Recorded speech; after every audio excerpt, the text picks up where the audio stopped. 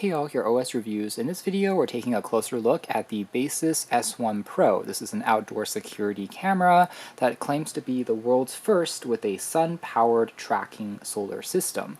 And that means the solar panels on the top will actually rotate using a built-in motor to always face the sunlight, more specifically pivoting 40 degrees left or right, improving on the efficiency of the solar panels. Pretty clever and potentially solves one of the cons of solar-powered products, sometimes not working quite as well whenever the sun is just moving away, and otherwise it is a dual lens setup that seems to be a recent trend in more of the higher end security cameras. Philosophy here is very similar to on a smartphone camera system where we have one lens that is telephoto. It's going to be able to zoom in a little bit closer, magnifying without cropping in quite as much, so you retain more detail. And then the second lens is more of the ultra wide angle lens, 120 degree field of view, so you can see more within the frame of the shot. So it provides you with more versatility compared to a single lens setup. There's also going to be a spotlight to illuminate objects in the dark, and there's also going to be a motion detector sensor here as well, so if there's anything moving in front of the camera, you'll get an alert triggered on the phone. And as an outdoor security camera, of course it's going to be weatherproof, so if it's raining, for instance, it should still survive, built to withstand the elements. Now, maybe one spec that is a little bit strange on first impression would be the 3K resolution. It should be plenty sharp, but more commonly we often see 4K, Full HD, and maybe 2K, but I don't think I've ever seen 3K as a standard before. So part of me wonders if they should have just used 4K instead. I mean, does it actually save on that much, or does it make that big of a difference? But anyways, that is the resolution that we have on these cameras. That's a closer look at the ultra wide angle lens of the primary versus the reach of the telephoto zoom lens. So you should be able to see both of those shots side by side using this particular camera. It has 16 gigabytes of built-in storage on the base. However, the built-in base station also supports external SSDs that you can pop in a drive up to 16 TBs if you really wanted to save a ton of footage locally if desired. 16 GB though is estimated to be good for around 3 months of use because it only preserves the snippets when there is motion detected commonly, similar to a car dash cam. And also there are no hidden fees here because all of your storage is owned by you inside of the drive. So in the long run, it might be beneficial compared to a cloud storage solution where you have to pay a monthly fee, as well as supporting two-way chat. There is a microphone and speaker, so you can communicate with the person on the outside. And Baseus also allows you to map specific zones using their app that you can trigger the sensitivity of alerts. For instance, in this particular spot on the pavement, if it detects motion, you'll get a message compared to ignoring maybe other regions. And this particular kit comes with a set of 2 cameras that you can mount, and again, using the solar panels, you don't have to really charge it as much. It will communicate wirelessly with the base, and the cameras technically have a 13,500 milliamp hour capacity. Keep in mind though, to get the most benefit out of a solar panel design, you still have to be in a region where there's at least some sunlight. So certain winter seasons, or if it's always raining and overcast, obviously you're not going to get quite as much out of the solar capability, but you can charge it up using that Type-C cable, and it should last for at least a couple of weeks in the absence of any natural sunlight. And the companion app here is compatible with both iOS as well as Android devices. Now, if you're not familiar, Baseus, this particular company, I think of as an alternative to Anker. Really, their bread and butter is with charging products and phone accessories, including, again, power banks, often delivering good price to performance ratio. So they are starting to branch out into other types of tech products now, including, again, security cameras like this. It's the first one that we've seen from them, but we have checked out some of their headphones and audio products recently as well, taking a similar strategy as Anker. So inside here, we have the actual wireless base with the built-in storage as well as expandable SSD. You have also a Ethernet port here, and then the caddy up top can be pulled off magnetically to attach the optional drives. Kind of reminds me of a mini PC or desktop computer. And then we have the 2 security cameras, which are identical with one another. And further down below here, you'll find access to the mounting, pretty sturdy and crafted out of metal here using a tripod thread. There is a quick user guide telling you how to set it up, inclusive of some sticky pads that you can use to mount it using adhesives instead of screws if desired for a more temporary fit, the screws for more permanent assembly, as well as the power adapter More specifically, this barrel plug connection is designed for that docking station with the built-in memory, and then there's also a Ethernet cable bundled in as an extra as well, which is thoughtful, plus a standard USB Type-C if you wanted to use this method for charging up the security cameras maybe for the first time, as well as if you ever wanted to transfer data out of that main hub onto your computer. All right, so a closer look at the actual security camera. Again, it is crafted out of a powdered metal shell, and there are rubber gaskets covering up the ports, inclusive of the USB Type-C here for optional charging, button for pairing, as well as the built-in loudspeaker. And again, it is a motorized solar panel, so this part actually will spin when it is turned on to try and track the brightest sunlight in your surroundings. The solar panel is also kind of interesting in that it has all of these micro grooves etched onto it instead of being completely flat, and so the coarser material should theoretically collect more sunlight, improving on the panel's efficiency. Up top, we have all of the lens as well as lighting that we've mentioned previously, plus the mounting screw here on the very end. So overall, I think the design is simple, but also relatively elegant with the all-white finish. One thing that is missing on this particular model, though, would be a pan and tilt capability for the camera part. For instance, unlike indoor security cameras, which may have an additional motor on the base that you can rotate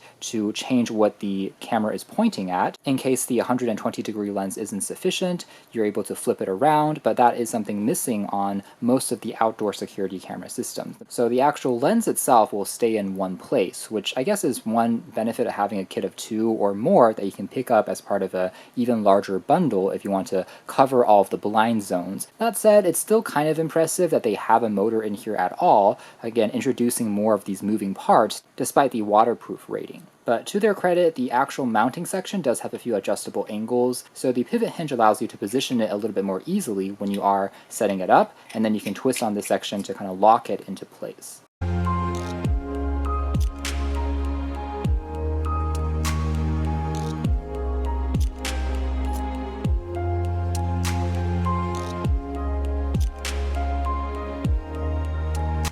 One thing to note is the Baseus Security app is actually separate from the regular app, which is used to connect to their headphones and other smart home products. So we can tap to add a device. It's going to be a home station. As for pairing and setup, it's relatively simple, but you do need to connect the home station first to your router using the Ethernet port. So it's unable to operate via Wi-Fi only. Just keep this in mind, likely because it wants to decrease latency. The cameras, of course, are communicating wirelessly with the base, but again, the base itself needs to be wired to the router. As part of setup, you also need to have the phone connected to the same Wi-Fi network as the home base for it to be recognized, after which point it will be able to pair successfully to your phone app. So once the home station is paired to your app, you can then start to add the cameras, pairing it with the home station as the next step. So we just need to turn on the cameras, and after a couple of minutes, you'll be able to then set up a tag for the camera. For instance, if you have multiple ones, you can more easily identify where it's being placed. Interestingly though, it seems like the resolution of the video footage is not something you can really customize from the app at this point.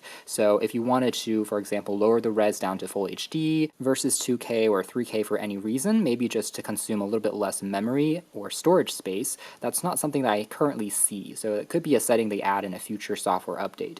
There's also a reminder that for optimal placement when it comes to notification and motion alerts is going to be mounting the camera around 2 to 3 meters above the ground. And now taking a closer look at the footage captured from the camera, it is approaching evening, so getting a little bit dark, but the sensors and algorithm of the security camera seem to be doing a pretty good job of still exposing this shot. The result is often brighter than reality, as we can see here. So this is going to be the ultra wide angle lens getting more within the frame of shot, 120 degrees versus again the telephoto zoom lens getting much closer to that same tree there in the center. And overall color as well as sharpness are both more than satisfactory, in fact performing a little bit better than I expected, to be honest. Now maybe only one slight con of not having a pan and tilt motor for the camera itself is for the telephoto zoom lens, because it is capturing one spot and getting up close. Again, the field of view here is going to be a bit more limited. So perhaps if they considered adding a motor for pan and tilt control, maybe in a next generation revision, that would be nice nice to find. In terms of latency, it's also not bad, maybe just a split second between the camera and also the feed in real time, but everything is still, for the most part, working quite well. The interface is otherwise, again, quite easy to navigate. You're able to hold to speak to the camera. Now the speakers are activated, and you can hear the sound coming out from the camera over there if you want to communicate to someone on the other end, as well as begin recording the footage. So it will capture both the ultra-wide as well as the telephoto in a split view within the same frame, which is neat. And here's also a closer look at it transitioning between the IR night vision mode. So they are illuminating both of the camera lenses and sensors. The telephoto as well as the ultra-wide both receive their own IR bulbs to help it see better in the dark. And if it detects that there's enough light around you, it will turn it off automatically. By default, it is still in black and white, but we can go into video settings and from here tap on night vision, instead choosing the spotlight night vision mode instead. So that will activate that LED floodlight, as you can tell here. So it's like a brighter torch built into the front of the camera lens, and because of having a brighter light, now it's able to capture in color. So that is the color night vision. I guess one clarification here is it's not really using an algorithm to transform a black and white IR image into color, but rather it's using just a brighter flash to illuminate and get you normal color from the sensor. A few other controls include the battery percentage as well as the current latency and the Wi-Fi connectivity. Finally, down below here, there's also a ability for you to hear what the camera is picking up. So here's a quick test. And you can hear the microphone from the camera picking up the voice actually quite clearly on the other end. We can also enter a full screen view here that will flip the image around, allowing us to pinch in and out a little bit more. However, keep in mind this is digital zoom, so you are losing a bit more detail as you are cropping in, but all in all, not bad, as you can tell here. So you're able to adjust back and forth by tapping on the grids. So the UI is quite simple, but easy enough to operate. Again, it is a pretty clear and sharp image. Also, what's nice is despite the ultra-wide-angle lens, it doesn't seem to be distorting too much at the edges. There's not a significantly curved off fisheye effect. And despite this being an overcast day, which is quite challenging, you can tell that it seems to be doing a pretty good job in terms of processing with some HDR in the video as well. It's still capturing the textures in the skies while not blowing out too much of the highlights or lowlights. And that is definitely an improvement compared to past generations of security cameras, which would have for sure struggled a lot more with brighter backgrounds, often overexposing shots. But it seems like the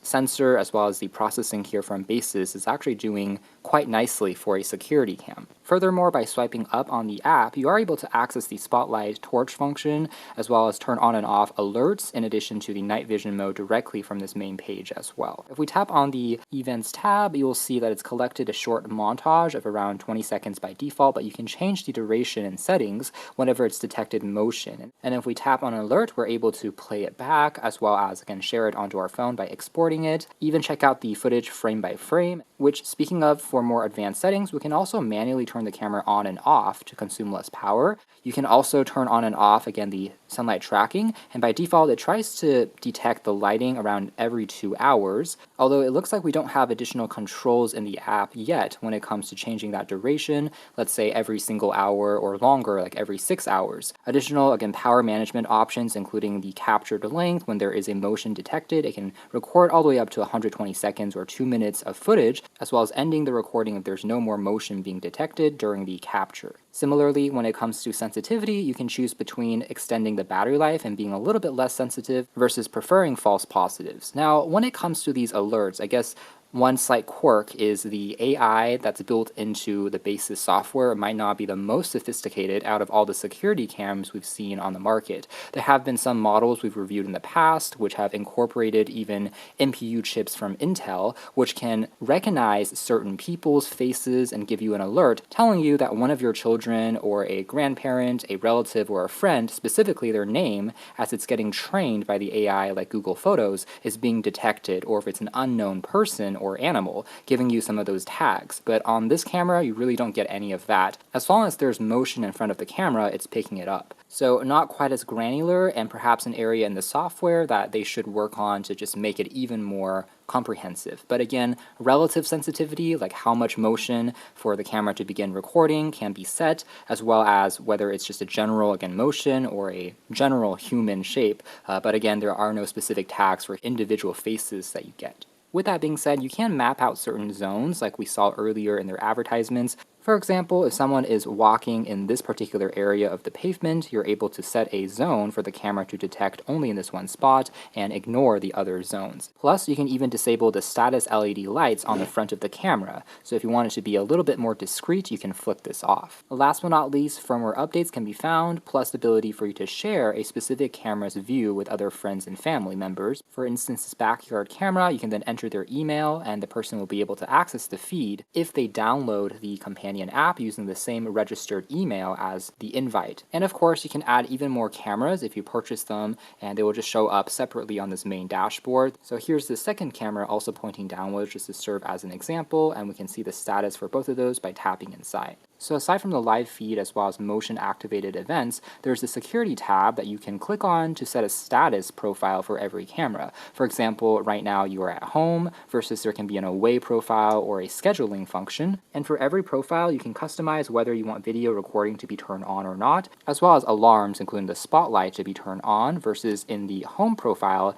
it's not going to trigger any of the alarms. So you can use the lights as well as the speakers to also act as a little siren, perhaps to deter someone, as well as, of course, communicate with them since you have that walkie-talkie functionality. Or you can completely disarm it and kind of turn it off if not using the camera. And if we tap on the home station base, you're able to check out how many devices are currently linked to it, as well as whether those cameras are currently online, offline, firmware updates, plus the storage remaining. It's a pretty clear breakdown. If you add more drives into the slot, you'll see the memory expand as well. Also, under your account settings, you are able to connect this camera with the aforementioned Amazon Alexa and Google Assistant, integrating it so you're able to pull up the live feed just by using voice commands in the future as well. So that is more or less it as far as our hands-on review of the Baseus S1 Pro security cameras. And I do like the original concept of the spinning solar panels. I think that's a cool and useful touch. Plus, the actual image quality from the sensors are definitely very competitive when it comes to sharpness. Lens distortion is controlled quite well despite the 120-degree field of view, and I like the versatility of having that telephoto lens for reach when you are zooming into your shots.